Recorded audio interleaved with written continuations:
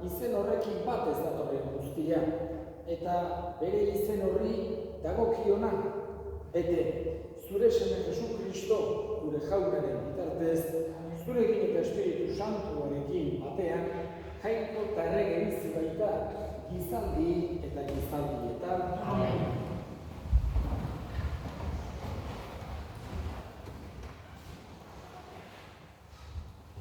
Lectura del profeta Amos.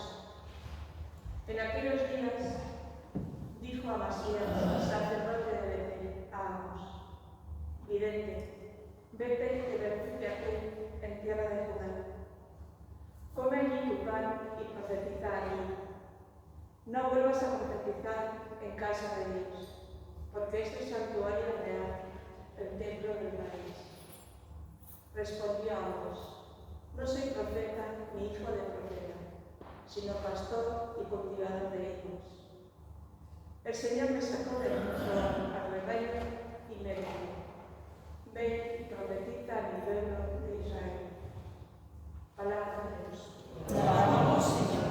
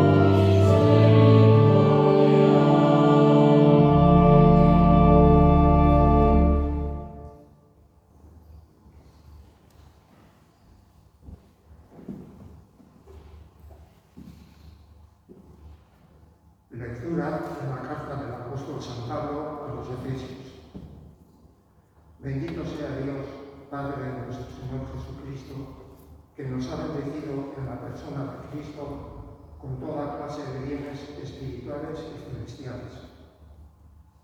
Él nos eligió en la persona de Cristo antes de crear el mundo, para que fuésemos consagrados e irreprochables ante Él por el amor. Él nos ha destinado en la persona de Cristo, por pura iniciativa suya, a ser sus hijos, para que la gloria de su gracia, que tan generosamente nos ha concedido su querido Hijo, redunde en la alabanza suya.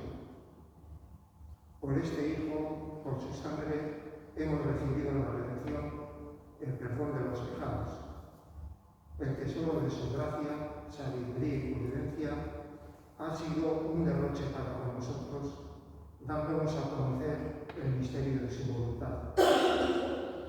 Este es el plan que había realizado realizar con Cristo cuando llegase el momento culminante: recapitular en Cristo todas las cosas del cielo y de la tierra. Palabra de Dios. Te alabamos, Señor.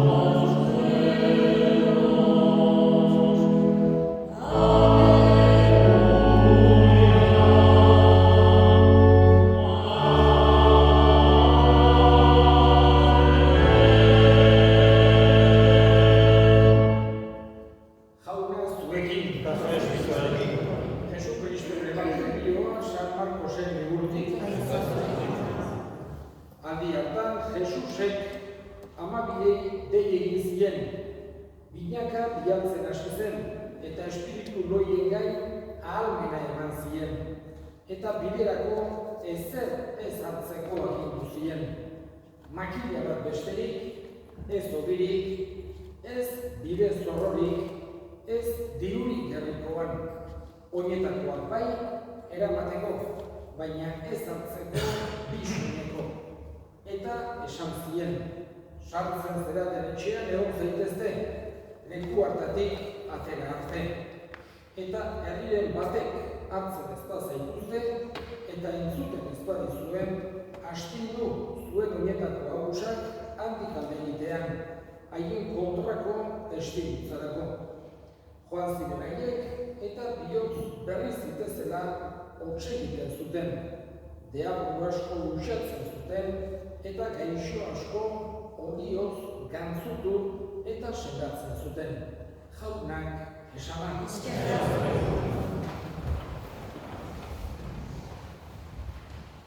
Bideia ipatuko dituzte gaurko evangelioaren harira. Eta alde batetik ohartzen gera Jesusek evangelioan beti eta modu guztietara eta egoera guztietan batez ere bakea sentiaraziko digula. Alde batetik, esan genezake espiritualki, bakea senti dezakula nahi du. Jangoikoak maite gaituela eta jangoikoa errakutsua dela gogoan hartuz. Eta bestetik ere Jesusek halako providentziarekiko konfiantza izan dezakula nahi du. Jainkoak egin bai gaitu, maite gaitu, eta nahi du, confianza sakona eduki dezakula. Por eso Jesús nos transmite en todo momento, nos quiere transmitir paz. Quiere que tengamos paz. No que vivamos la vida con angustia, que vivamos con sufrimiento, no. Quiere que vivamos con paz. También con responsabilidad, también con conciencia, pero quiere sobre todo que tengamos paz.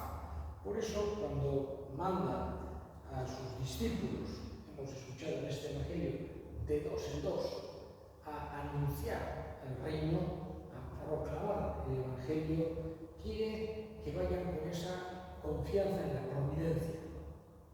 Digamos que por eso les dice, no llevéis pan, no llevéis un saco de dinero, no llevéis, no sé, 2 vestidos. Quiere que vayan con esa paz, con esa confianza en la providencia. Yo lo entendería más de una forma espiritual que de una forma, vamos a decir, literal, este evangelio. En el sentido de que no se refiere, no vayas con un bocadillo, por ejemplo, si viene que hay un misionero a algún lugar, no entiendo que se refiere, sino que quiere Jesús que no pongamos nuestra confianza en esos medios materiales, sino siempre en la gracia de Dios. Porque la fe de la Iglesia no va adelante porque, digamos, haya mucho dinero o haya un poder militar que lo apoya, o ni siquiera porque haya una gran sabiduría o una gran virtud, sino va siempre adelante por el soplo del Espíritu, por la fuerza de Dios. Y ahí es donde hay que poner la confianza.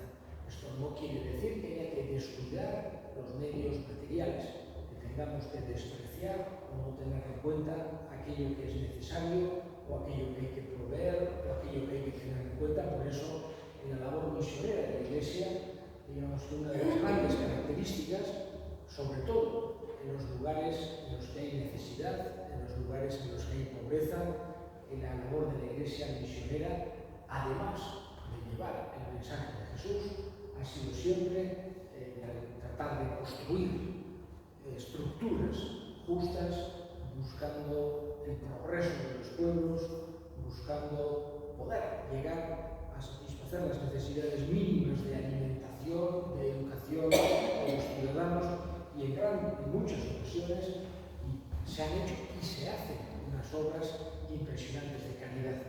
Pero no tiene que estar basado en eso, la evangelización. No es porque van a hacer un hospital o hacer un pozo, creen que por eso va a tener. No, eso hay que hacerlo porque es una obligación de la caridad.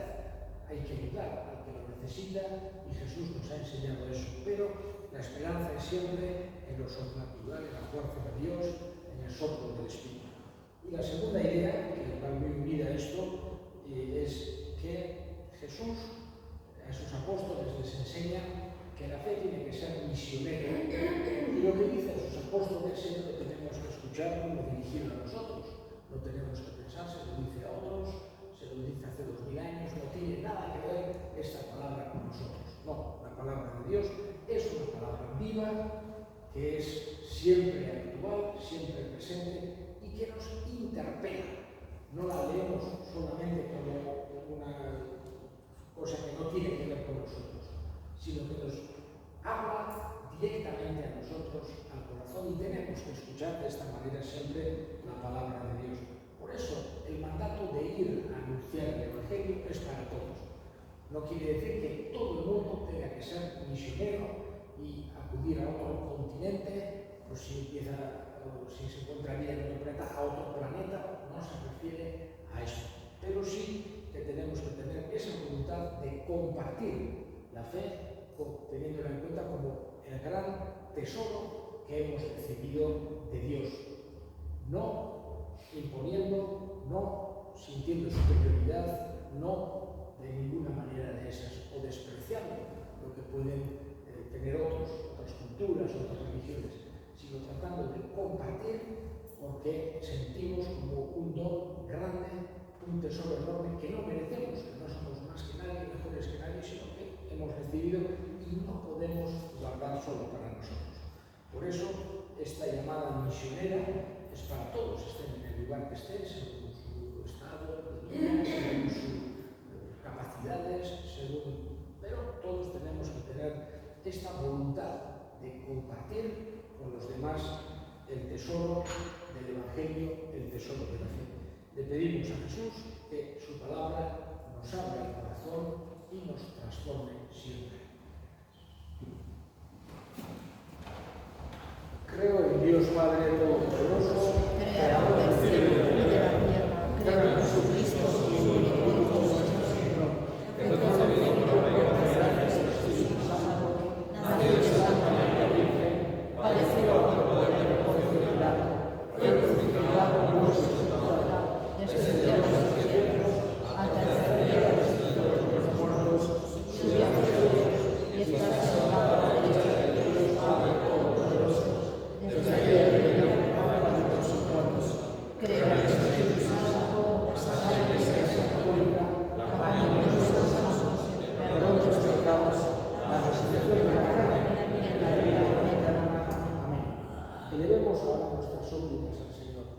pedir especialmente por el Papa Francisco, para que Dios le dé su fuerza, Dios le dé su luz. Roguemos al Señor. Vamos a pedir por la paz, por todos los lugares que hay guerras, que hay conflictos, que hay odios, que triunfe la justicia, que triunfe la verdad, que triunfe la paz, que viene de Dios. Roguemos al Señor. Escucha, Padre, la oración que te dirigimos por Cristo nuestro Señor. Amén.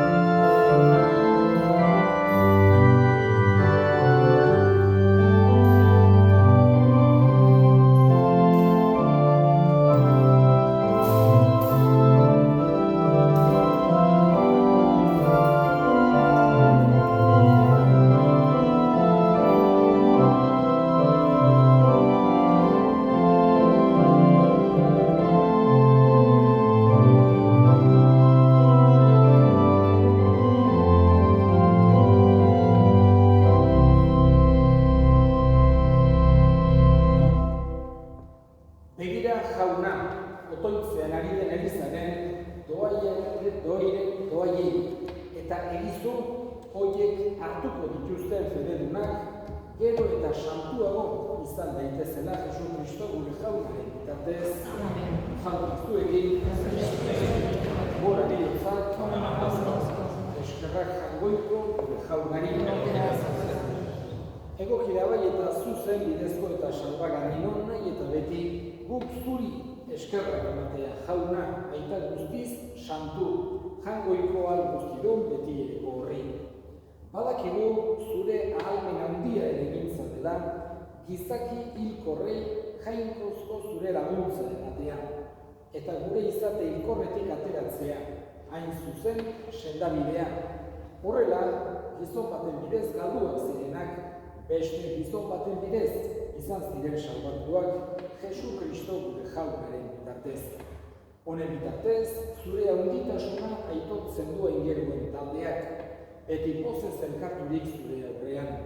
Onarrezazu jauna, haien gorespenekin bat egin ditzagula guk ere gure kantu hotsak.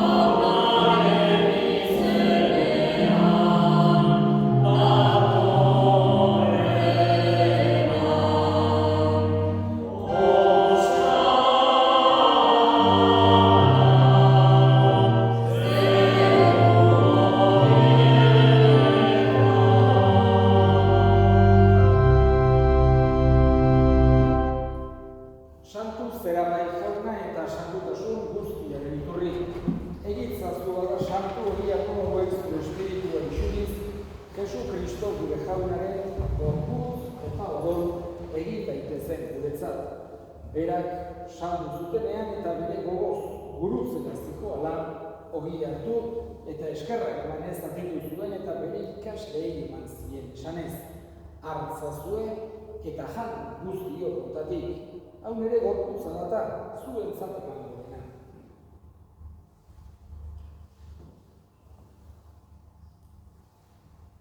Era berean, afamondoan kaliz harturik, berriz ere eskerrak emanez, bere ikasleei eman zien esanez. Hartzazue eta edan guztiok kontatik, hau nere odolaren kaliz data, itun berri eta betikoaren odola, zuentzat eta askorentzat pekatuak barkatzeko isuriko dena. Egiztue hau nere odolari.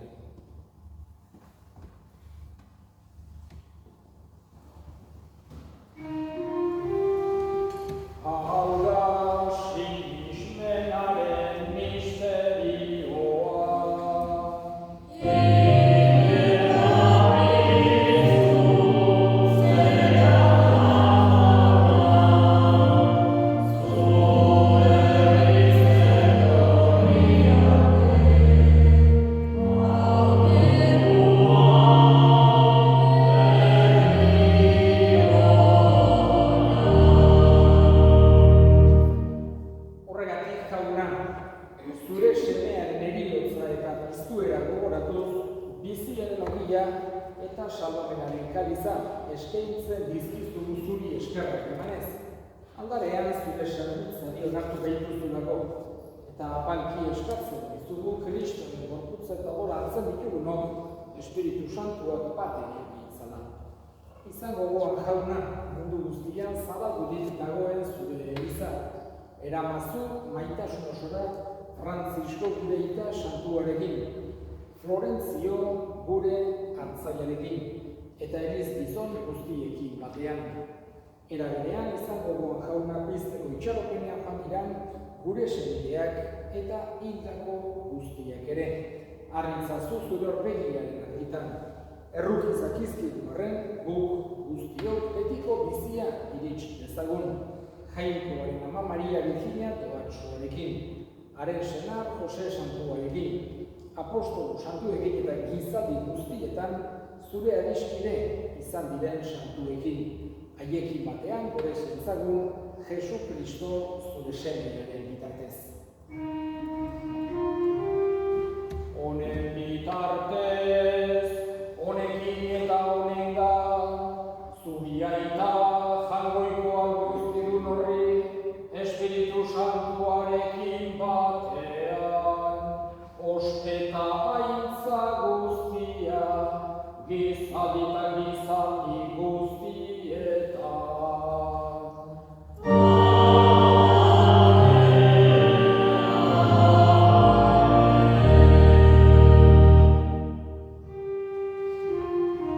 Salbatzaileak agindu eta erakutsean jarraituz, bildur gabe esan dezagun.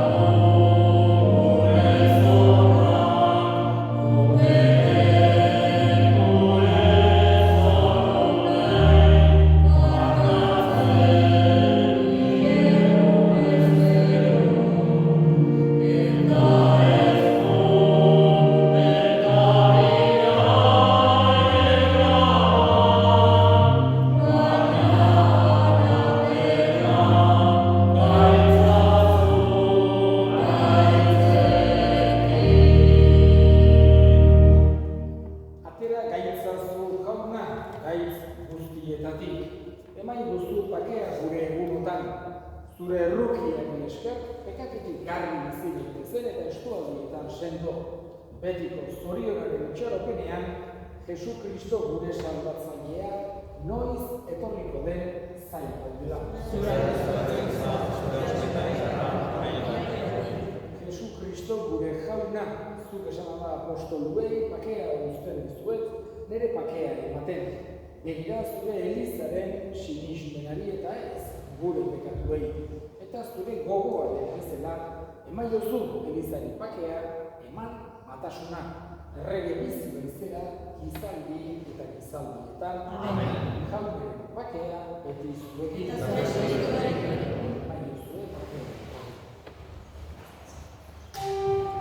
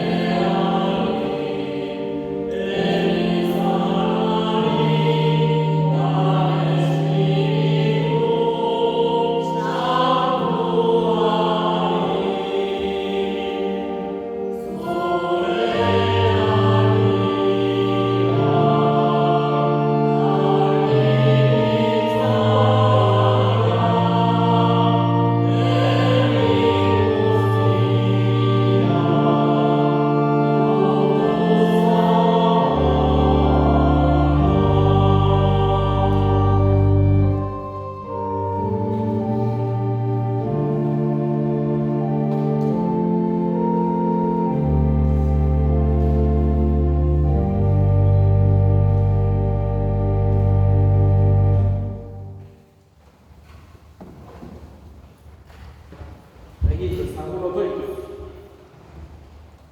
Zure mailean janabitu gaituztu jauna, egizu misterio hauetan parte hartzen dugun bakoitzean, sendo dadila gure salbamenaren emaitza, Jesu Kristo gure jaunaren bitartez, jaun zuekin,